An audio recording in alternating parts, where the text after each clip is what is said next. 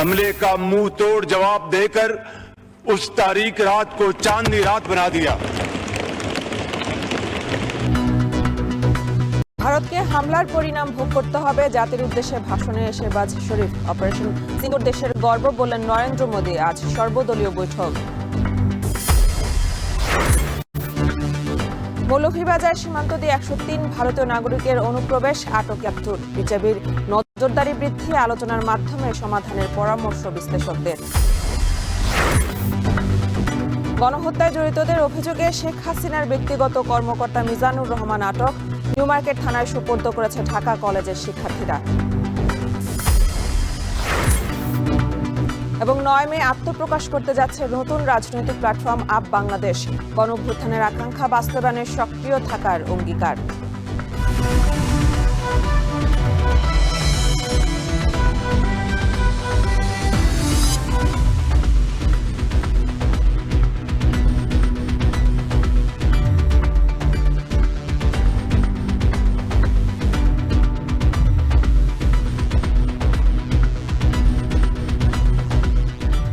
স্বাগত। এখন বাজারে পুরো আয়োজন জুড়ে সঙ্গে আছে আমি মেহরিন অ্যানি। ভারতকে পাকিস্তানে হামলার পরিণাম ভোগ করতে হবে বলে হুঁশিয়ারি দিয়েছেন প্রধানমন্ত্রী শেহবাজ শরীফ।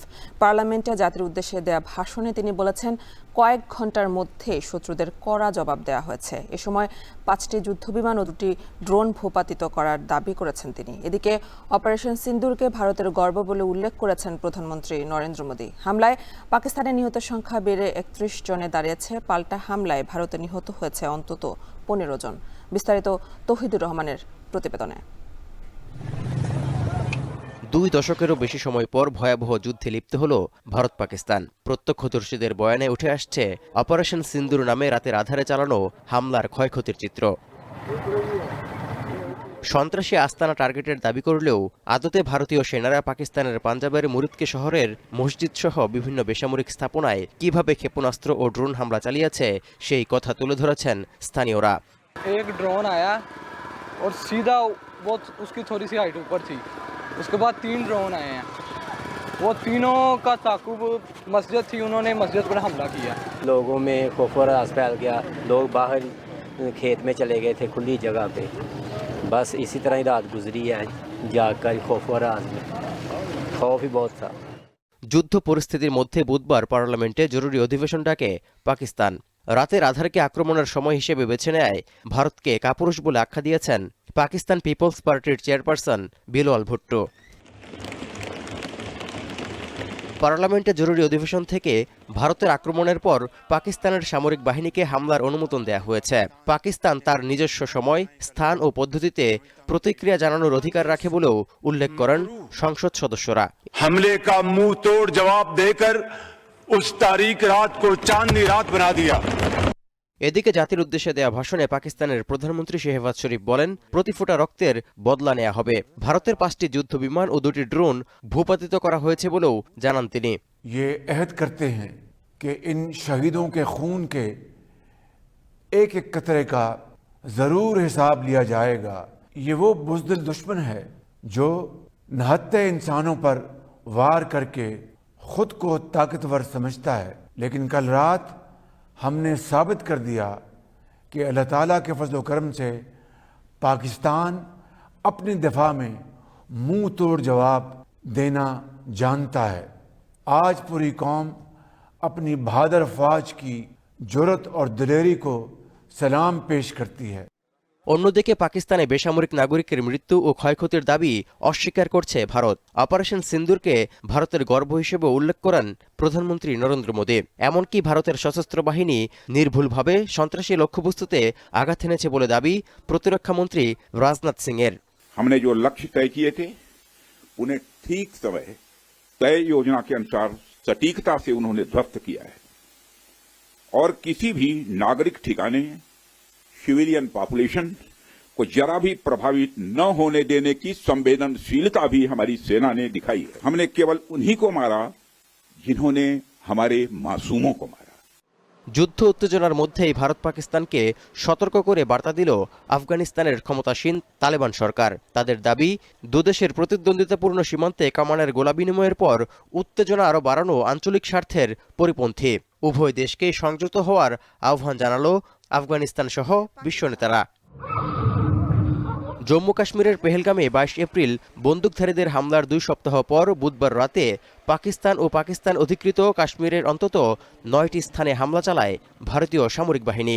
ঘটে হতাহতের ঘটনা। তৌহিদুর রহমান, এখন বিশ্ব। ভারত ও পাকিস্তানের মধ্যে চলমান উত্তেজনা বন্ধে সব ধরনের সহায়তার প্রস্তাব দিয়েছেন মার্কিন প্রেসিডেন্ট ডোনাল্ড ট্রাম্প।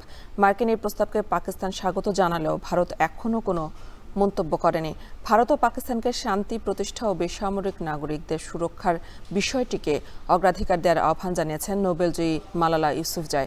চলমান উত্তেজনার মধ্যে ভারত সফর এসেছেন ইরানের পররাষ্ট্রমন্ত্রী আব্বাস আরাকচি। দুই দেশের মধ্যে শান্তি প্রতিষ্ঠায় মধ্যস্থতার প্রস্তাবও দিয়েছে তেহরান। এদিকে স্থানীয় সময় বেলা 11:30টায় অনুষ্ঠিত ভারতের সর্বদলীয় বৈঠকে অংশ নিতে পারেন প্রধানমন্ত্রী নরেন্দ্র মোদী। পাকিস্তানের পাল্টা হামলার আশঙ্কায় ভারতের আকাশ, সমুদ্র ও সীমান্তে জারি করা হয়েছে সর্বোচ্চ সতর্কতা। অপারেশন সিন্দুরের দ্বিতীয় দিনেও কাশ্মীর নিয়ন্ত্রণ রেখায় গোলাগুলি হয়েছে দুই দেশের সেনাদের মধ্যে। বন্ধ আছে ফ্ল্যাগ সেরিমনি অনুষ্ঠানও। এদিকে যুদ্ধ পরিস্থিতিতে নিজেদের প্রস্তুত রাখতে ভারত জুড়ে চলছে মক ড্রিল।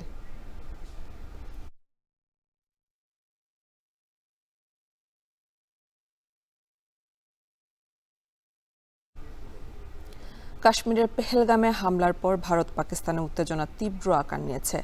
পাল্টাপাল্টি হামলা, সেনা নিহত, বিমান ভূপাতিত ও কূটনৈতিক টানাপোড়েন পরিস্থিতিকে যুদ্ধের দিকে ঠেলে দিচ্ছে।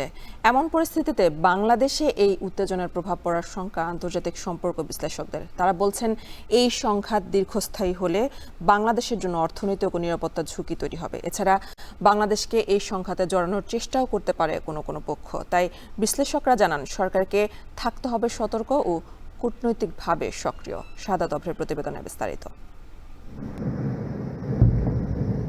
কাশ্মীরের পেহেলগামে সন্ত্রাসী হামলার পর থেকেই পাল্টাপাল্টি পদক্ষেপ নিয়েছে ভারত ও পাকিস্তান। এরই মধ্যে পানি চুক্তি স্থগিত, বাণিজ্য বন্ধ, যুদ্ধের মহড়া করে অবশেষে প্রায় 2 সপ্তাহ পর একে অপরের ভূখণ্ডে হামলা পাল্টা হামলা। উভয় দেশের শীর্ষ নেতাদের বক্তব্যে হুমকি পাল্টা হুমকিতে উত্তেজনা বেড়েছে। এমন পরিস্থিতিতে প্রশ্ন দেখা দিয়েছে, এই উত্তেজনার কী প্রভাব পড়বে বাংলাদেশে? এই সংঘর্ষ যদি দীর্ঘস্থায়ী হয়, আরও স্থায়ী রূপ ধারণ করে, তখন তার প্রভাব শুধুমাত্র বাংলাদেশ নয়, দক্ষিণ এশিয়ার অন্যান্য যেই ভারতের যারা এবং পাকিস্তানের যারা নেইবারিং স্টেট রয়েছে তাদের উপরে তো পড়বেই। আন্তর্জাতিক সম্পর্ক বিশ্লেষকরা বলছেন, যুদ্ধ দীর্ঘস্থায়ী হলে নেতিবাচক প্রভাব পড়বে দেশে। ভারত থেকে অনুপ্রবেশ ও উস্কানিমূলক কর্মকাণ্ড আলোচনার মাধ্যমে সমাধানের পরামর্শ তাদের। আমাদের সীমান্তে কিছুটা পুশিন হচ্ছে, যেগুলো মানে ভারতের দ্বারা চিহ্নিত অবৈধ অভিবাসী হিসেবে বাংলা ভাষাভাষী লোকজনকে পুশিন করা হচ্ছে। একটা পয়েন্ট দিয়ে না, বাংলাদেশের বিভিন্ন পয়েন্ট দিয়ে, এবং কাউকে কাউকে গুজরাট থেকে ত্রিপুরা এনে সেখান থেকে চোখ বেঁধে হাঁটিয়ে বর্ডার পর্যন্ত নিয়ে এসছে, এবং তারা এখন পুশব্যাকের অপেক্ষায়, পুশ ইন করার অপেক্ষায় আছে। গোয়েন্দা কার্যক্রম যেটা, সেটাকে অনেক বাড়াতে হবে। সীমান্তে কেন এইভাবে রিফিউজিদের কনসেন্ট্রেট করা হচ্ছে? 2024-এর 5 আগস্টের পর পাকিস্তানের সাথে সম্পর্ক ভালো হওয়ায় বাংলাদেশকে নিরাপদ মনে করছে না ভারত। এমন মন্তব্য করে নিরাপত্তা বিশ্লেষকরা বলেন, নানাভাবে এই যুদ্ধে বাংলাদেশকে জড়িয়ে নিজেদের স্বার্থ হাসিলের চেষ্টা করতে পারে বিভিন্ন পক্ষ। তাই অন্তর্বর্তী সরকারকে সচেতন থাকতে হবে। ভবিষ্যতে যদি এটা বিস্তৃত হয় এবং সেখানে যদি পণ্যবাহী জাহাজ চলাচলের রাস্তা প্রভাবিত হয়, নিঃসন্দেহে সেটা সামগ্রিকভাবে কিন্তু এই অঞ্চলের সকল দেশেরই বাণিজ্যের জায়গায় এক ধরনের হুমকি তৈরি করতে পারে। অর্থনৈতিকভাবে ভারত একটা চাপের মধ্যে পড়বে। সেটা এখন ভারত নির্ভর যে অর্থনীতি আমাদেরটা ছিল, দুটা দেশ যখন কাছাকাছি থাকে কিছু বাণিজ্যিক ডিপেন্ডেন্সি তৈরি হয়, সেটার ভিতরে একটা প্রভাব পড়বে। ভারত স্পন্সর্ড যতগুলো সোশ্যাল মিডিয়া আছে, এই সমস্ত মিডিয়াতে ক্রমাগত অপপ্রচার হচ্ছে বাংলাদেশের বিরুদ্ধে, আমাদের সরকারের বিরুদ্ধে। ধর্মকে ব্যবহার করে আমাদের একটা উত্তেজনা তৈরি হতে পারে এই দেশের মধ্যে, এবং এটার ভিতর দিয়ে একটা অনাবশ্যকভাবে একটা যুদ্ধে আমাদেরকে জড়িয়ে ফেলার বা আমাদের ভিতরে একটা আনরেস্ট তৈরি করার একটা চেষ্টা করতে পারে। নানা ধরনের উস্কানি ও গুজবের মাধ্যমে বাংলাদেশকে এই সংঘাতের অংশ করার চেষ্টা চলছে উল্লেখ করে দেশের নিরাপত্তায় সর্বোচ্চ নজরদারি রাখা প্রয়োজন বলে মনে করেন তারা। এখন আর শুধু দুই সেনাবাহিনীর মধ্যে শাহাদাত অফ্র, এখন, ঢাকা। মৌলভীবাজার সীমান্তের বিভিন্ন পয়েন্ট দিয়ে এ পর্যন্ত 103 জন ভারতীয় নাগরিকের অনুপ্রবেশের খবর পাওয়া গেছে। এর মধ্যে বিজিবির হাতে আটক হয়েছে 73 জন। এ ঘটনার পর বিজিবির পক্ষ থেকে জোরদার করা হয়েছে সীমান্তের নিরাপত্তা। সীমান্ত দিয়ে ভারতে থেকে বাংলাদেশে অনুপ্রবেশের চেষ্টা করছে শতাধিক মানুষ। বুধবার সকালে এ খবর ছড়িয়ে পড়লে নড়েচড়ে বসে বিজিবি। ইতিমধ্যে ধলই সীমান্ত দিয়ে নারী শিশু সহ 15 জন, পাল্লাতল ও লাতু সীমান্ত থেকে 58 জনকে আটক করা হয়েছে। কুলাউড়ার মুরইছড়া সীমান্ত দিয়ে আরও 30 জন অনুপ্রবেশ করেছে বলে খবর মিলেছে, যাদের অনেকেই ছড়িয়ে পড়েছে বিভিন্ন এলাকায়। এখনও কোনো খোঁজ পাওয়া যায়নি তাদের। বিজিবি জানিয়েছে, অবৈধ অনুপ্রবেশ ঠেকাতে সীমান্তে অতিরিক্ত জনবল মোতায়েন ও তল্লাশি চৌকি বসিয়েছে, নিরাপত্তা জোরদার করা হয়েছে।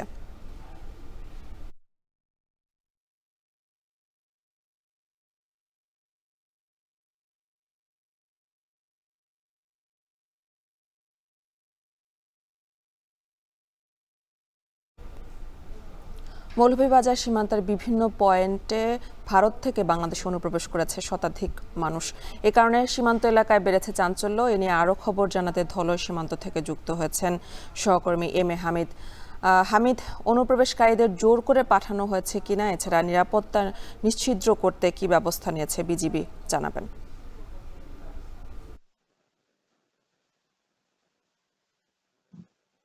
এ নিয়ে আপনার মাধ্যমে দর্শকদেরকে জানিয়ে দিতে চাই যে গতকাল ভোর থেকেই কিন্তু মৌলভীবাজারের প্রতিটা সীমান্ত এলাকা একদম গরম হয়ে উঠেছিল, অর্থাৎ খুবই সীমান্তরক্ষী বাহিনী যারা আছে তারা নড়েচড়ে বসেছিল। কারণ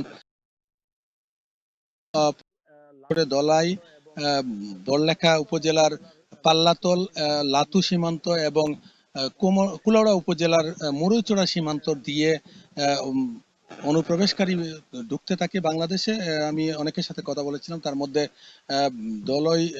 দলই এলাকার বাসিন্দা এবং মাধবপুর ইউনিয়নের ভারপ্রাপ্ত চেয়ারম্যান শিবনারায়ণ শীলের সাথে আমি কথা বলেছিলাম। তিনি আমাকে জানিয়েছেন যে দলই সীমান্ত দিয়ে যে 15 জন লোক বাংলাদেশে প্রবেশ করেছে তাদেরকে বিজিবি আটক করে তাদের ক্যাম্পেই রেখে দিয়েছে এবং তাদের সাথে উনি কথা বলে জেনেছেন যে আসাম সহ ভারতের বিভিন্ন রাজ্যে তারা বসবাস করত এবং একসময় ভারতের পুলিশরা গিয়ে তাদের বাড়িঘর ভেঙে তছনছ করে দিয়ে তাদেরকে বাংলাদেশে পুশিনের জন্য একটা হেলিকপ্টারে করে ত্রিপুরায় নিয়ে আসে এবং ত্রিপুরা পয়েন্ট থেকে প্রায় 3 থেকে 350 লোক বিভিন্ন সীমান্ত নিয়ে যায় এবং কোন কোন সীমান্তে কতজন নিয়ে গেছে সেগুলো যারা এখানে আটক হয়েছে তারা বলতে পারে নাই। তারা শুধু বলেছে যে তারা কারো বাড়ি নোয়াখালী, কারো বাড়ি চট্টগ্রাম, এই বাংলাদেশের বিভিন্ন জেলায় তাদের বসবাস। আমি যদি টোটাল পরিসংখ্যানটা বলি সেক্ষেত্রে ধলই সীমান্ত দিয়ে 15 জন লোককে আটক করা হয়েছে, তার মধ্যে 3 জন শিশু, 3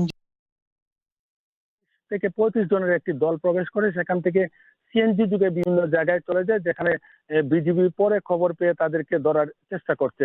এছাড়া বড়লেখা উপজেলার খবর পেয়ে তাদেরকে ধরার চেষ্টা করছে।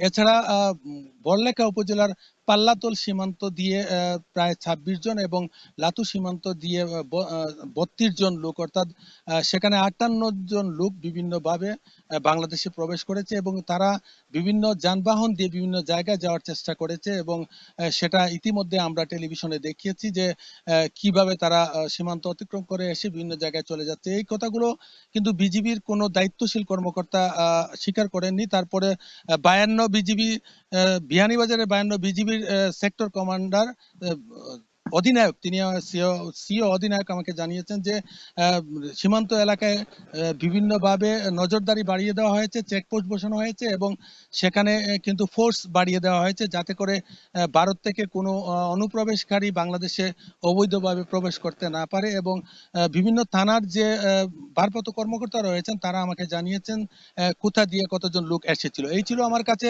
মৌলভীবাজার থেকে সীমান্ত এলাকা নিয়ে সবশেষ। এনি মৌলভীবাজারের ধলই সীমান্ত থেকে যুক্ত ছিলেন সহকর্মী এম এ হামিদ। ক্ষমতাচ্যুত সাবেক প্রধানমন্ত্রী শেখ হাসিনার ব্যক্তিগত কর্মকর্তা এস এম মিজানুর রহমানকে রাজধানীর সায়েন্স ল্যাব এলাকা থেকে গ্রেফতার করা হয়েছে। বুধবার রাতে ঢাকা কলেজের শিক্ষার্থীরা সাবেক প্রধানমন্ত্রীর এই ব্যক্তিগত কর্মকর্তাকে প্রথমে ধরে মারধর করেন, পরে তাকে নিউ মার্কেট থানায় সোপর্দ করা হয়। এ সময় শিক্ষার্থীরা অভিযোগ করেন, জুলাই আগস্টের গণহত্যায় SM মিজানুর রহমান সরাসরি জড়িত ছিলেন।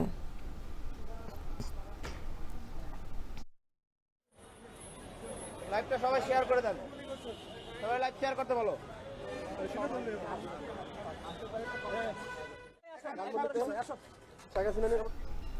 আগামী 9 মে আত্মপ্রকাশ করতে যাচ্ছে ইউনাইটেড পিপলস বাংলাদেশ বা আপ বাংলাদেশ নামে একটি নতুন রাজনৈতিক প্ল্যাটফর্ম।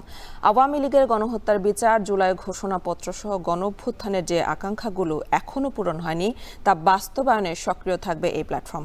সেই সঙ্গে দেশের কল্যাণ এবং মানুষের অধিকার আদায়েও কাজ করবে তারা। রাজনৈতিক দল গঠনের ব্যাপারে এখনই কোনো পরিকল্পনা নেই আপ বাংলাদেশের। নতুন এই রাজনৈতিক প্ল্যাটফর্মটিকে স্বাগত জানিয়েছে জাতীয় নাগরিক পার্টি। ফরহাদ বিন নূরের প্রতিবেদনে বিস্তারিত।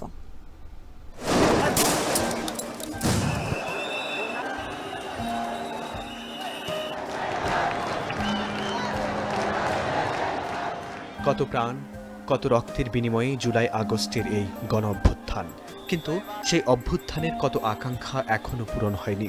জুলাই ঘোষণাপত্র, গণহত্যার বিচার সহ যে দাবিগুলো এখনো পূরণ হয়নি, সে দাবিগুলো আদায়ে সক্রিয় থাকার অঙ্গীকার নিয়ে আসছে নতুন প্ল্যাটফর্ম আপ বাংলাদেশ।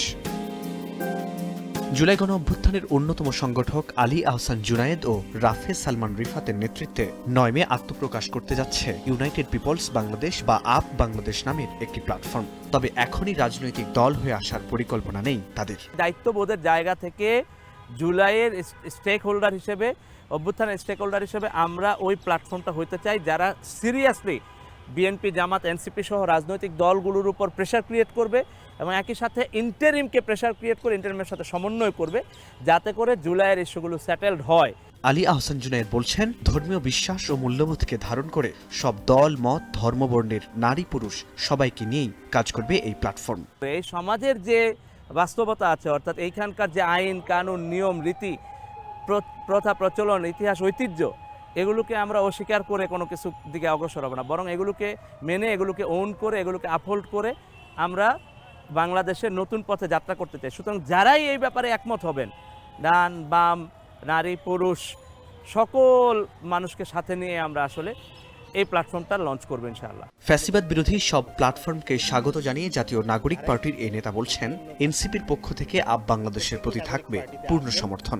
3 জন ভাই আমাদের নাগরিক কমিটিতে যারা ছিলেন, তারা আমাদের নাগরিক পার্টিতে আর জয়েন করেন নাই, পরবর্তীতে তারা আপ বাংলাদেশ নামে প্ল্যাটফর্ম করার ঘোষণা দিয়েছে।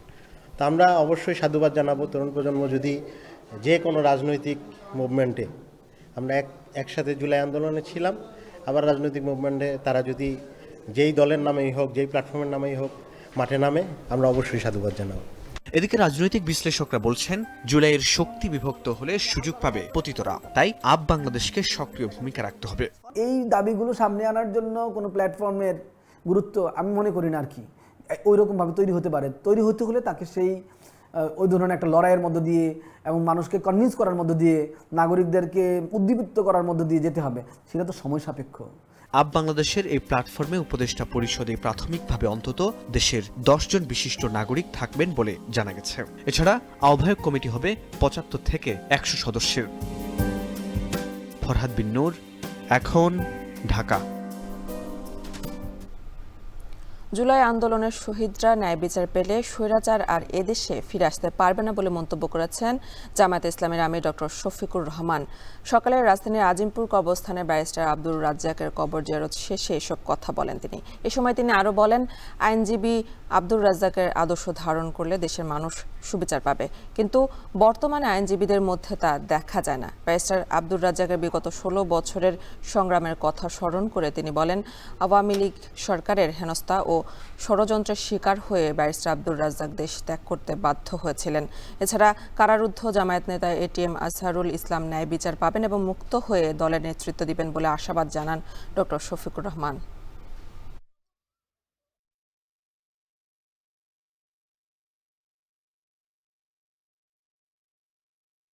এই যে 24-এর আন্দোলনে যারা শহীদ হলো, যারা পঙ্গু আহত হলো, তারা যেন ন্যায় বিচারটা পায়, এই ন্যায় বিচার যদি নিশ্চিত হয় তাহলে আগামীতে কোনো জালিমের জন্ম এই দেশে হবে না। কিন্তু যদি ন্যায় বিচার নিশ্চিত না হয় তাইলে দফায় দফায় জালিম আরো ভয়ঙ্কর রূপ ধারণ করে জাতির সামনে আসবে। আমরা প্রত্যাশা করি যে তিনি ন্যায় বিচার পাবেন ইনশাআল্লাহ, এবং তিনি আমাদের বুকে ফিরে আসবেন এবং তিনি এদেশে ফিরে এসে ইসলামী আন্দোলনের নেতৃত্ব দিবেন ইনশাআল্লাহ। দেশের দ্বিতীয় বৃহত্তম নগরী চট্টগ্রাম অঞ্চলের জনসংখ্যা প্রায় ৩ কোটি, অথচ গত ৬৭ বছরে এখানে নির্মাণ হয়নি নতুন কোনো সরকারি হাসপাতাল। এজন্য জনপ্রতিনিধি নীতি নির্ধারকের ব্যর্থতাকে দুষছেন চিকিৎসকরা। বর্তমানে চট্টগ্রাম মেডিকেল কলেজ হাসপাতালে চিকিৎসা নিতে আসা শত শত রোগীর ঠাঁই হয় হাসপাতালের মেঝে বা বারান্দায়। সম্প্রতি অন্তর্বর্তী সরকারের ৫০০ শয্যার হাসপাতাল নির্মাণের তোড়জোড়ে আসার আলো দেখছেন এই অঞ্চলের বাসিন্দারা। চট্টগ্রাম থেকে শোয়েব রহমানের প্রতিবেদনে বিস্তারিত। শয্যা নেই, তাই রোগীর ঠাঁই হয়েছে ওয়ার্ডের মেঝেতে। কেউ কেউ আবার সেখানেও জায়গা না পেয়ে বারান্দা বা ওয়ার্ডের সামনে বেড বিছিয়ে করছেন চিকিৎসকের অপেক্ষা। এমন চিত্র চট্টগ্রাম মেডিকেল কলেজ হাসপাতালে প্রতিদিনের। বালিশ নেই, বেড ছেঁড়া ও ময়লা, নেই ফ্যান, টয়লেট কিংবা সুপেয় পানি। ৬৮ বছরের পুরনো এই হাসপাতালটি এমন জীর্ণদশা নিয়েই বৃহত্তর চট্টগ্রামের প্রায় ৩ কোটি মানুষের ভরসাস্থল।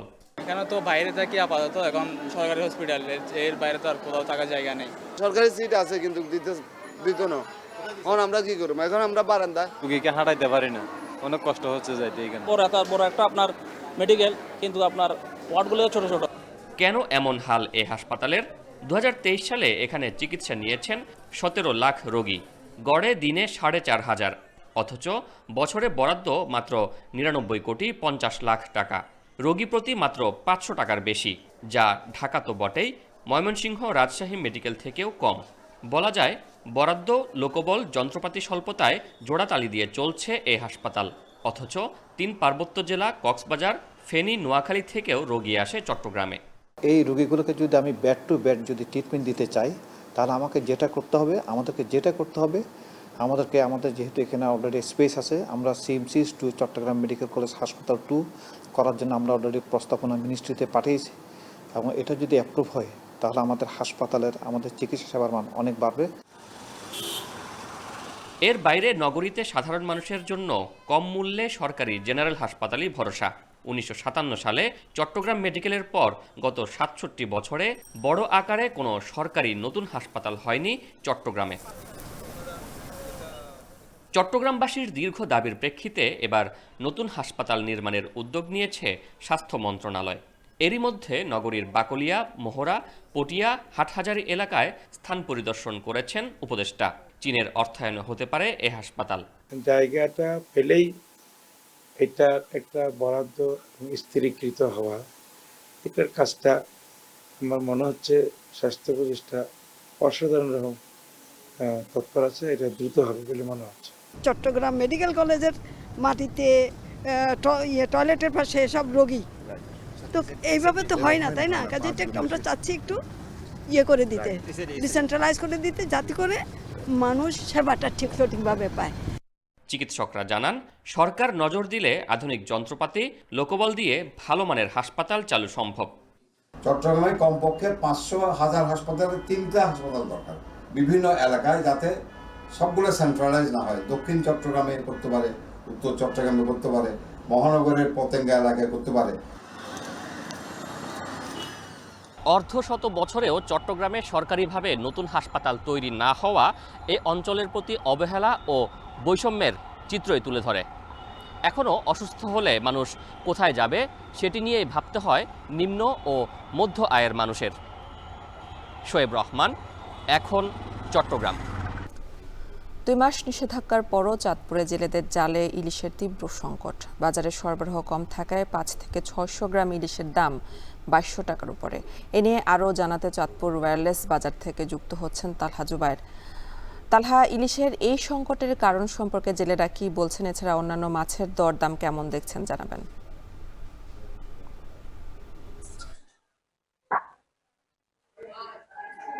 2 মাস নিষেধাজ্ঞার পরে কিন্তু চাঁদপুরের যে বিস্তীর্ণ পদ্মা মেঘনা নদী রয়েছে সেখানে মাছ ধরতে নেমেছে আবারও জেলেরা। কিন্তু ইলিশের কিন্তু যেই লক্ষ্য নিয়ে তারা নেমেছে, যে স্বপ্ন নিয়ে নেমেছে, জেলেদের জালে কিন্তু সেই কাঙ্ক্ষিত ইলিশ দেখা পাচ্ছে না, যার প্রভাব কিন্তু পড়েছে বাজারে। যদিও স্থানীয় পদ্মা মেঘনার ইলিশ না থাকলেও কিন্তু দেশের দক্ষিণাঞ্চলের বিভিন্ন জেলায় ধরা পড়া ইলিশ কিন্তু বাজারে উঠতে শুরু করেছে। তো সেই ক্ষেত্রে কিন্তু ইলিশের প্রাপ্যতা কিছুটা বাড়লেও কিন্তু দাম কিন্তু আগের মতোই অনেকটাই আকাশ ছোঁয়া বলা চলে। আর চাঁদপুরের যে স্থানীয় পদ্মা মেঘনা নদী রয়েছে সেখানকার তাজা ইলিশ যেগুলো বিক্রি করা হচ্ছে আজকের বাজারে, তা কিন্তু দেখতে পেয়েছি যে বাজারে এই ধরনের মাছের সরবরাহ কিন্তু খুবই কম, এবং 500 থেকে 600 গ্রাম কিংবা 700 গ্রাম ওজনের ইলিশ বিক্রি করা হচ্ছে 2200 থেকে 2300 টাকা দরে। এর উপরে আসলে বড় ধরনের ইলিশ কিন্তু দেখতে পাওয়া যায়নি। তবে আমদানিকৃত যে ইলিশ রয়েছে দেশের দক্ষিণাঞ্চল থেকে আসা, তা কিন্তু দাম কিছুটা কম রয়েছে। এই সমস্ত ইলিশ কিন্তু বাজারে 1200 থেকে শুরু করে 1400-1500 টাকা দরে বিক্রি করা হচ্ছে কেজি প্রতি। তবে ইলিশ না পেলেও কিন্তু নদীতে অন্যান্য যে প্রজাতির মাছ আছে তা কিন্তু ছোট বড় কিন্তু বেশ মাছের সরবরাহ রয়েছে। বিশেষ করে বড় সাইজের আইড় থেকে শুরু করে পাঙাশ কিন্তু পাওয়া যাচ্ছে, বড় সাইজের বোয়াল মাছও কিন্তু বাজারে আসছে। যদিও এই সমস্ত মাছের দামও কিন্তু 1000 থেকে শুরু করে 1100-1200 টাকা কেজি কিন্তু বিক্রি করা হচ্ছে। তাছাড়া পোয়া কিংবা এই ধরনের যে ছোট মাছ রয়েছে তা কিন্তু বাজারে 300 থেকে 400 টাকা দরে বিক্রি করা হচ্ছে। তবে এটি মাছের সরবরাহ কিছুটা ভালো থাকায় কিন্তু চাষকৃত যে মাছ রয়েছে বিভিন্ন পুকুর কিংবা জেলে, সেই মাছের সরবরাহ বেড়েছে এবং দাম কিন্তু কেজিতে গেল সপ্তাহের তুলনায় 10 থেকে 20 টাকা পর্যন্ত কিন্তু কমেছে। আমি দেখতে পেয়েছি বাজারে যে চাষকৃত পাঙাশ রয়েছে তা কিন্তু বিক্রি করা হচ্ছে 160 থেকে শুরু করে 170 টাকায়। তাছাড়া তেলাপিয়া মাছ বিক্রি করা হচ্ছে 150 থেকে শুরু করে 200 টাকা দরে। এছাড়া কার্প জাতীয় মাছের মধ্যে রুই, কাতল, মৃগেল এই ধরনের মাছ বিক্রি করা হচ্ছে 280 থেকে 400 টাকা দরে কিন্তু বিক্রি করা হচ্ছে। আমি কথা বলেছিলাম ব্যবসায়ীদের সাথে, তারা যেটা বলছেন যে আসলে বাজারে মাছের সরবরাহ যা আছে কিন্তু মানুষের চাহিদা কিন্তু ইলিশের প্রতি বেশ রয়েছে, তবে সরবরাহ না থাকার কারণে কিন্তু দাম অনেকটাই বেশি। এবং যারা বিক্রেতা বলছেন যে এই সময়টাতে এসেও বিশেষ করে চাঁদপুরের ইলিশের খেতে থাকার পরে কিন্তু মাছ বাজারে না থাকার কারণে কিন্তু অনেকেই ইলিশ না কিনে কিন্তু বাড়ি করছে। তো সবকিছু মিলিয়ে আসলে এই ছিল অবশ্যই চাঁদপুর থেকে মাছ বাজারের সবশেষ। চাঁদপুরের মাছের বাজারের খবর জানাচ্ছিলেন সহকর্মী তালহা জুবায়ের। চলতি বছর কুমিল্লায় বোরো ধানের বাম্পার ফলন হয়েছে, আর তাতে নতুন প্রাণের সঞ্চার হয়েছে কৃষকের জীবনে।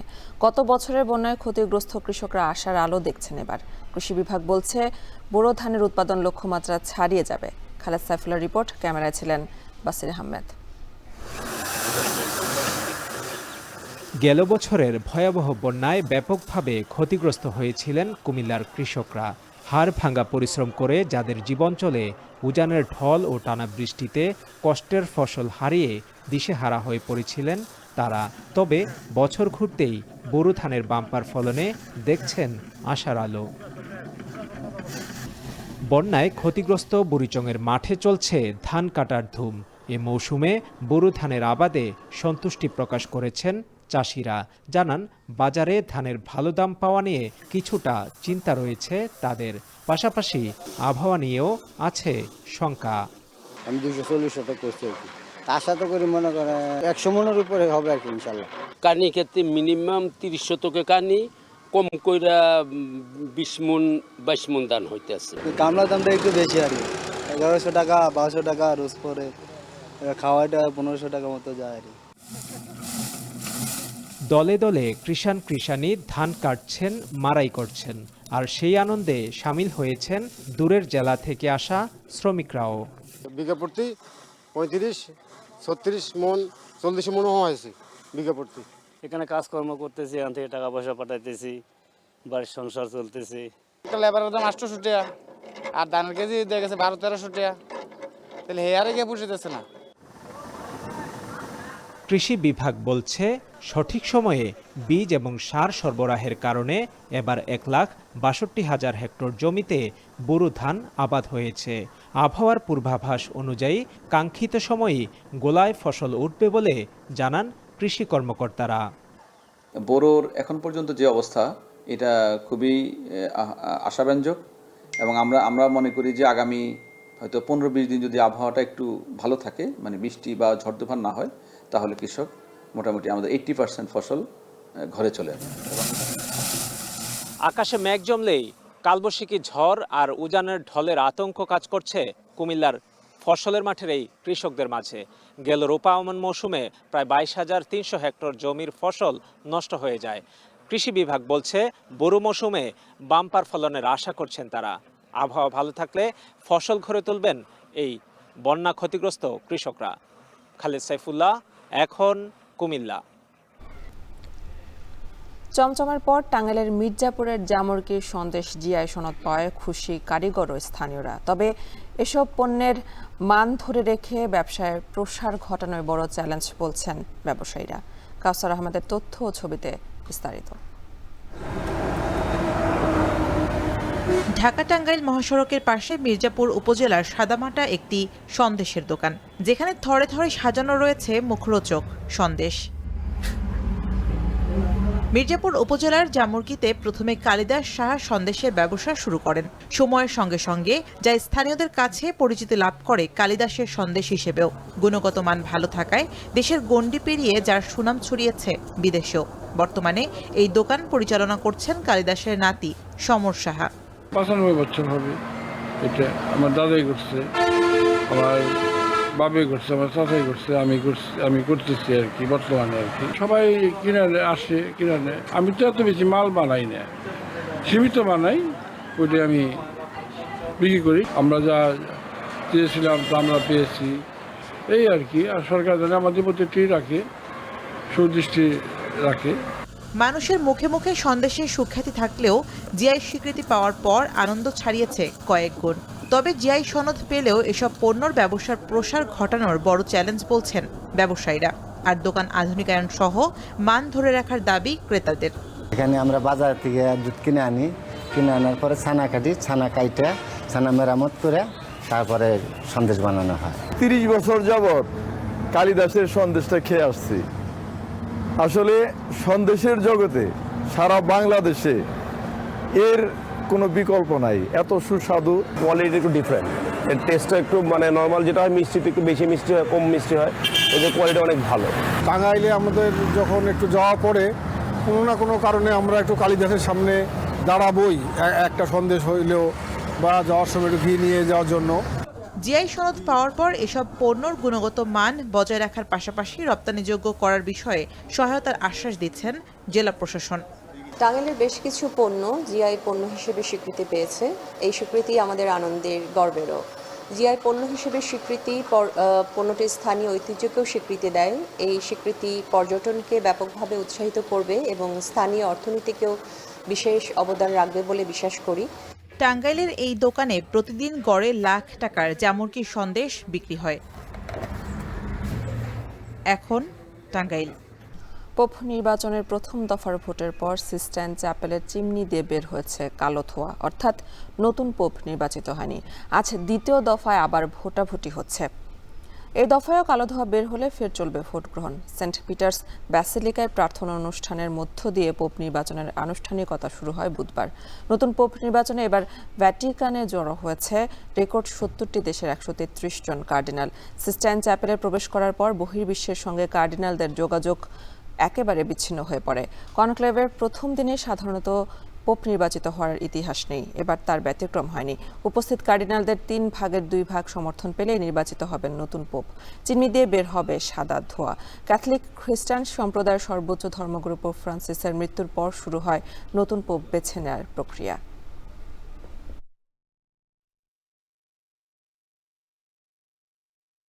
পাক ভারত যুদ্ধ নিয়ে সরব হয়েছেন দুই দেশের সাবেক ক্রিকেটাররা। অতীতে শুধু ক্রিকেট নিয়ে কথা লড়াই চললেও জম্মু কাশ্মীরের ঘটনা নাড়া দিয়েছে দুই দেশের জনপ্রিয় ক্রিকেট তারকাদের। পাকিস্তানের শোয়েব আখতার থেকে শুরু করে ভারতের গৌতম গম্ভীর নিজ নিজ দেশের পক্ষ নিয়ে সরব হয়েছেন সামাজিক যোগাযোগ মাধ্যমগুলোতে। আরও জানাচ্ছেন আরিফুল ইসলাম সাহাব। প্রতিবেশী রাষ্ট্র হিসেবে বন্ধু হবার কথা, কিন্তু হয়েছে সম্পূর্ণ বিপরীত।